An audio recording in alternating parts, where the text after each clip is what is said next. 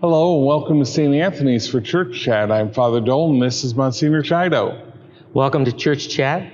And once again, we are in the sanctuary of St. Anthony's to take some time to visit with you about matters of faith and matters of tradition, history, questions that you might ask with regard to the faith. And we've had a few of you text us questions. And as we promised, we said that we would try to field the questions the best we can. And so without further ado, we can just start taking some of those questions. Father Dolan, what are some of the questions that have been asked? One of the first questions, and I think is a very serious topic for a lot of us, came from Rachel. And Rachel asks how to reach those members of our family that have fallen away, that seem to be completely closed off to anything that's sacred or anything that matters to our hearts about faith. Yes, and that's a question that all of us deal with, all of us who love the Catholic faith and treasure our relationship with Christ and our relationship with the Church. We grieve as we witness so many of our own family members who have drifted away from at least the practice of the faith. We don't know what's in their heart. We hope that they still have a fire burning within them with love for Christ.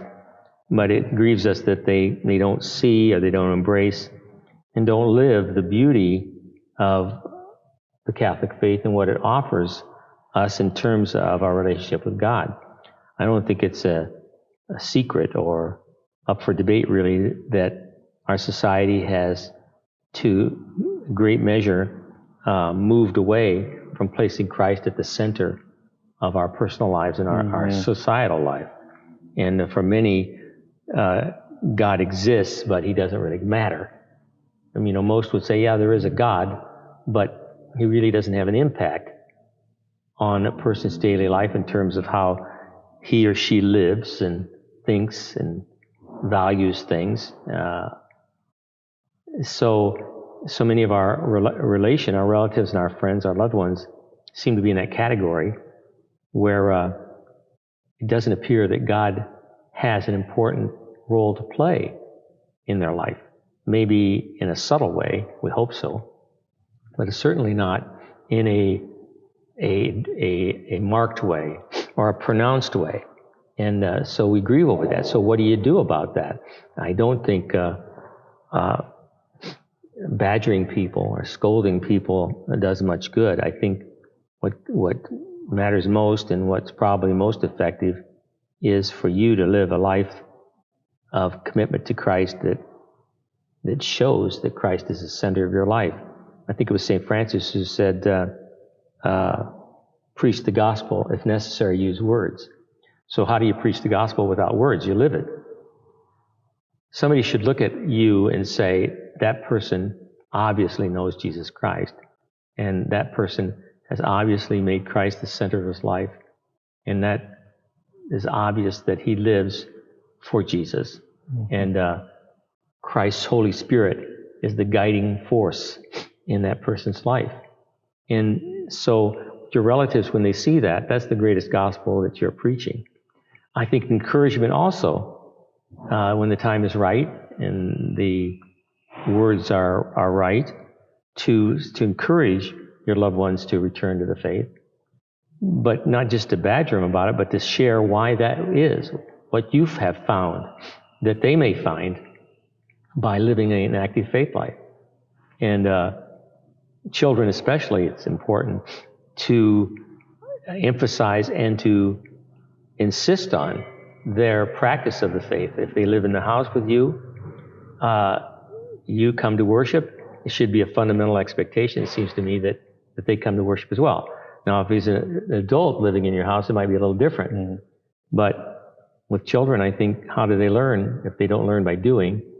And doing means to worship together and to pray together at home, too, as a family, and to insist on your children learning the prayers and learning how to pray, to live the Christian life, to live by Christian values, to place Christ at the center of their lives, to see the Mass as the pinnacle of a person's life on Sundays, and as the high point of the week, the beginning of the week, to worship the Lord in Mass and to see a value in coming to Mass even beyond the Sunday.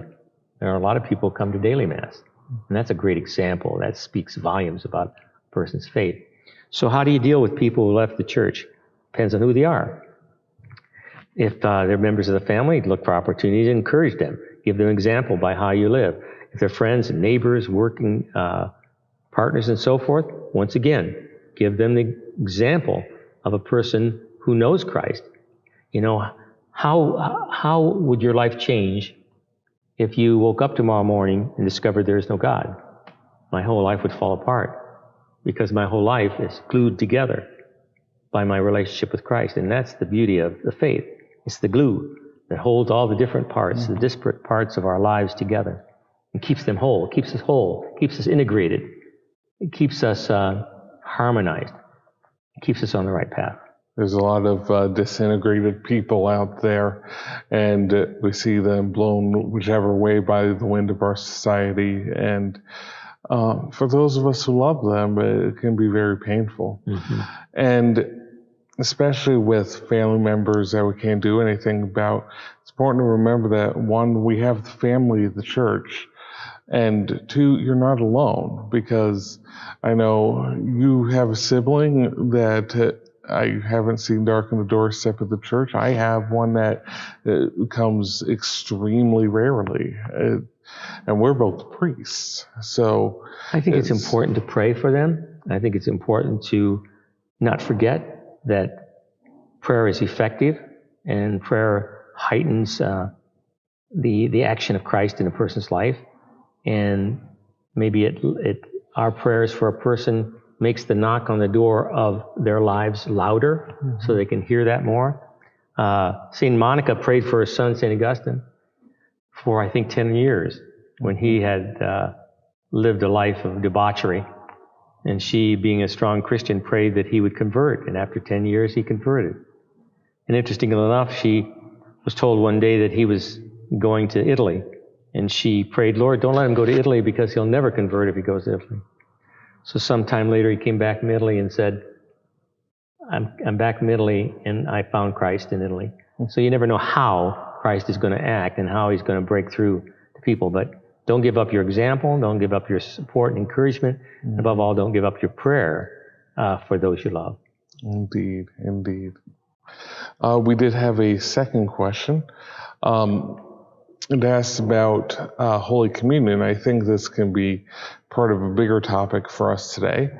The question was, and one based upon observation, what I've noticed is that sometimes people in a family will arrange themselves in a specific way to come to communion. And, you know, like usually the father of the family is at the end of the pew, and then he'll step back and let the kids and his wife go first, and he'll come behind. And if there's any sort of tradition for that, or if that's, if that comes from anywhere, or if it's just something that we observe happening.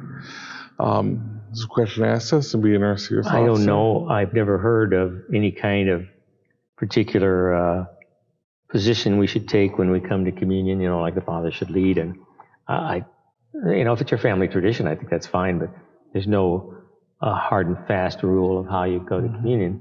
Most important issue is that you go to communion, that you prepare for communion, that you worship as a family, and you come to communion as a family. I think that's a great witness. Absolutely.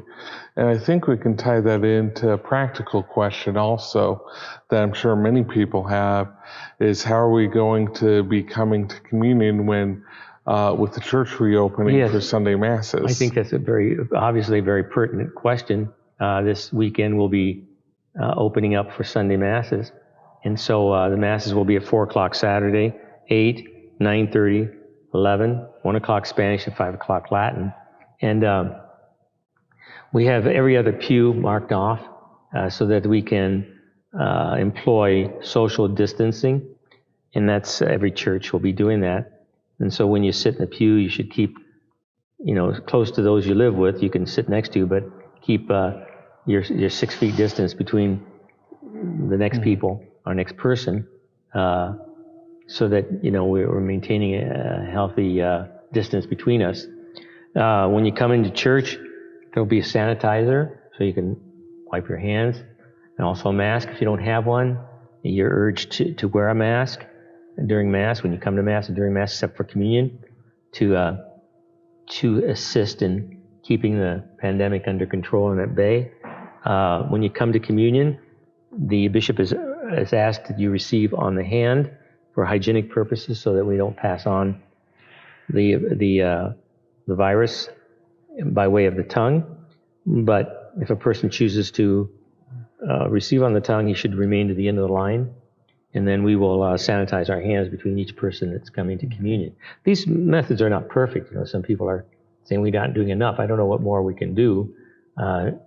If a person is not feeling well, is not healthy, and may have signs of a flu or virus, or has been around somebody who's had COVID, or is vulnerable, particularly not just because of age, but because of attendant health issues, they should stay home, because the bishop has dispensed from the obligation of attending Mass during this pandemic. So people do not need to worry their conscience about not being at Mass during this pandemic. And there's always the prescription in the law that if you need to miss Mass for a good reason, such as being ill, then you can do that without incurring sin. Right. Also, there'll be a single line, single file receiving communion. There'll be 6 feet between each. There's a mark, an X on the different X's down the aisle to indicate the space between you, so you can keep your social distance as well. And we hope that as God so provides, you'll come and worship with us. And if we have an excessive number of people that can't be accommodated in the church, we also have live streaming going on in the church basement. And somebody will come down and distribute communion to those who are in the lower church as well. So hopefully we can accommodate everybody who comes. Mm-hmm. Excellent.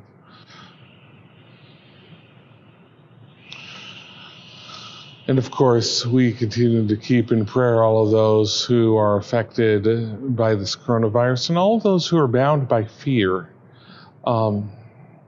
We have to be cautious. We have to respect one another, but we can't be so wrapped up in fear that it paralyzes us, nor can we be so bold as to act like nothing can affect us, or that our actions don't affect the people around us.